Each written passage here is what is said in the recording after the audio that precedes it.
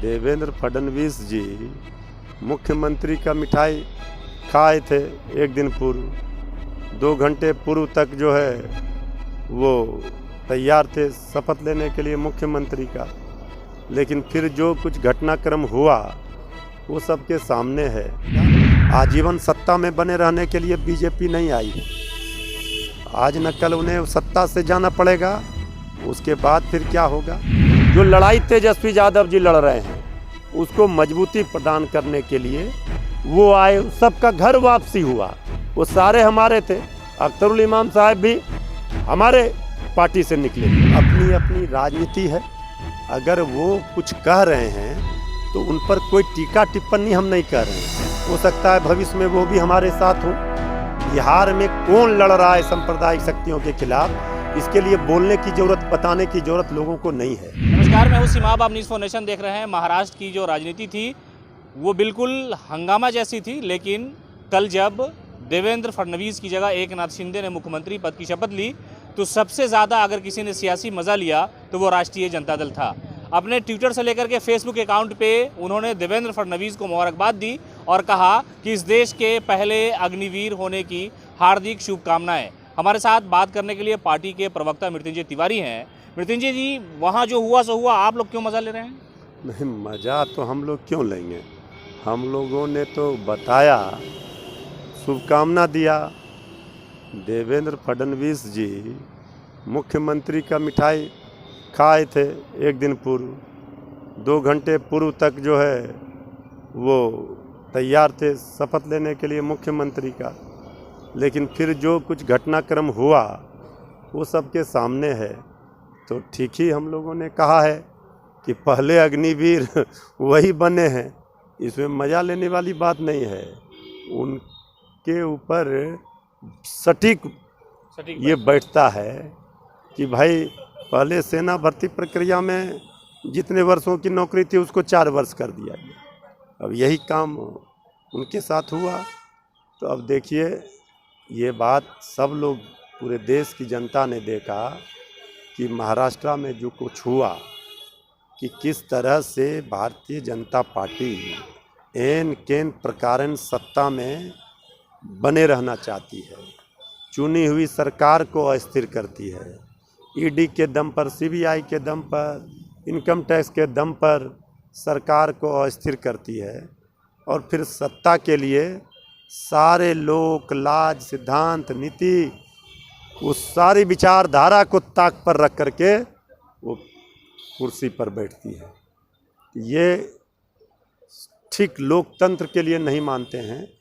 आने वाले दिनों में सूद और ब्याज के साथ इसका खामियाजा भारतीय जनता पार्टी को भुगतना पड़ेगा। आजीवन सत्ता में बने रहने के लिए बीजेपी नहीं आई है। आज न कल उन्हें सत्ता से जाना पड़ेगा, उसके बाद फिर क्या होगा। लेकिन इल्ज़ाम जो आप लगा रहे हैं कि बीजेपी जो है संवैधानिक तौर पे लोगों को तोड़ती है, इल्ज़ाम आप पर भी अख्तरुल इमान ने लगाया कि मुस्लिम की पार्टी थी, मुस्लिम लीडरशिप उभर रही थी और हमारे 4 विधायकों को आरजेडी ने यानी तेजस्वी यादव ने तोड़ लिया, तो मुस्लिम लीडरशिप को उभरने नहीं दे रहे हैं। तो इल्ज़ाम आप पर भी है तोड़ने का? देखिए, ऐसा है कि वो खुद ही पहले हमारी ही पार्टी में थे। उन्होंने राजनीति शुरुआत हमारे पार्टी से की। ये लड़ाई है सेकुलरिज्म की, सांप्रदायिक शक्तियों के खिलाफ लड़ने की। तो जो 4 माननीय विधायक आए वो सारे लोग घर वापसी किए। तो वो सारे लोगों को जब नेता प्रतिपक्ष तेजस्वी यादव जी के नेतृत्व और जो विचारधारा है उससे वो सीमांचल के विकास के लिए जो लड़ाई तेजस्वी यादव जी लड़ रहे हैं उसको मजबूती प्रदान करने के लिए वो आए, सबका घर वापसी हुआ। वो सारे हमारे थे, अख्तरुल इमाम साहब भी हमारे पार्टी से निकले थे। वो ठीक है बाद के दिनों में, लेकिन ये आरोप हमारे ऊपर वो नहीं लगा सकते। इसलिए आज तस्लीमुद्दीन साहब का पुत्र हैं छोटे, वो आए सनवाई। तो सारे लोग हमारे थे, हमारे घर में वापस आए।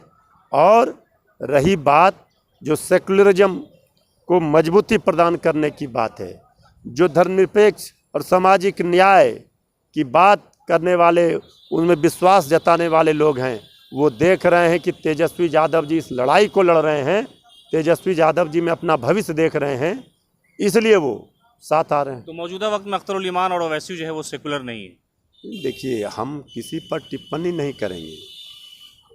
हर लोगों का अपना अपना सोच है, अपनी अपनी राजनीति है।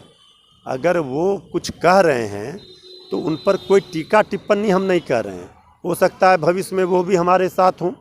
बिहार में कौन लड़ रहा है सांप्रदायिक शक्तियों के खिलाफ, इसके लिए बोलने की ज़रूरत, बताने की ज़रूरत लोगों को नहीं है, सबको पता है। मृत्युंजय जी, आखिरी सवाल, कांग्रेस ने आप पर कहा है कि अगर आप सबसे बड़ी पार्टी हो गए हैं और 80 सीटों के साथ इस वक्त सबसे बड़ी पार्टी है, तो आपको बड़ा दिल भी दिखाना चाहिए। जो एक बड़े की भूमिका में होती है वो आपको, हालांकि कांग्रेस हमेशा से कई ऐसे मुद्दे थे जिस पर आपसे अलग रही है और एक बार फिर इस तरह से उन्होंने कटाक्ष किया आपको। नहीं, देखिए, कांग्रेस पार्टी से हमारा वैचारिक संबंध, गठबंधन रहा है। कई चुनाव में साथ लड़े हैं। आज भी आप देखेंगे आदरणीय लालू प्रसाद जी, आदरणीय सोनिया गांधी जी, श्री तेजस्वी यादव जी, श्री राहुल गांधी जी, बात होती है, विचारों की लड़ाई है। बिहार में राष्ट्रीय जनता दल सबसे बड़ी ताकत है, ये सदन में हो, सदन के बाहर हो। कांग्रेस पार्टी भी हम लोगों के साथ चुनाव लड़ी है। कांग्रेस पार्टी धर्मनिरपेक्षता में विश्वास करती है, तो हमारे साथ है। बड़ा दिल दिखा करके ही आज जनता का विश्वास, सभी सहयोगी दलों का विश्वास, भरोसा तेजस्वी यादव जी ने जीता है और तेजस्वी यादव जी पर सभी दलों को भरोसा है, उम्मीद है, जनता को भरोसा, उम्मीद है। राष्ट्रपति चुनाव के बाद कुछ उलटफेर हो जाएगा, ऐसा उम्मीद है क्या? देखिए, 7 सीट सिर्फ दूर है। राजनीति में कब क्या उलटफेर होगा, क्या नहीं होगा, ये कहना तो मुश्किल है। लेकिन हर लोग, जो राजनीतिक दल होते हैं, ये भी एक मैदान है खेल का, तो यहाँ वो चाहते हैं कि हम जीतें। लेकिन हमारे नेता, हमारी पार्टी का सौभाग्य है कि हम सबसे बड़े दल के रूप में जनता ने हमें भेजा था। आज भी हम सबसे बड़े दल के रूप में सदन में हैं और संख्या बल के आधार पर भी बहुत ज़्यादा का अंतर नहीं है। जनता का भी वोट, आशीर्वाद जो है, उसमें भी बहुत ज़्यादा कम हमें प्राप्त नहीं था तेजस्वी यादव जी को।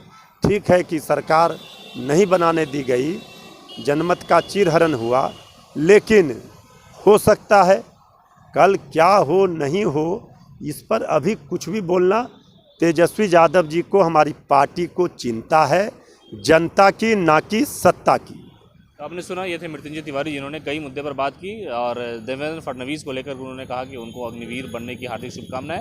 इसके अलावा ओवैसी के जो पार्टी से टूट के 4 विधायक है, उस पर भी उन्होंने बात रखी। लगातार अपडेट के लिए आप हमारे साथ बने रहें। नमस्कार।